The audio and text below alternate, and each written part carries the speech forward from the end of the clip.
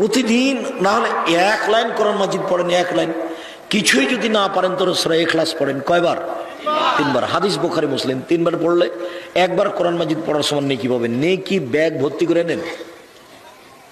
আল্লাহ নবী বলছেন যে মা মাররাত শাতুন বিইবনি আদম, আদমের ছেলে মেয়ের উপরে এক মুহূর্ত, 1 মিনিট পার হয়,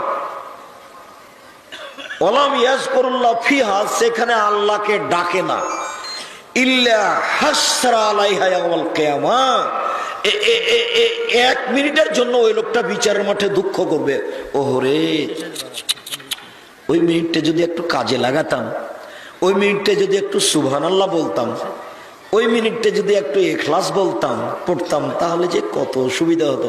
আরে ইন্না লিল্লাহি ওয়া ইন্না ইলাইহি, এই বলে দুঃখ আফসোস করবে কবে? বিচারের মাঠে।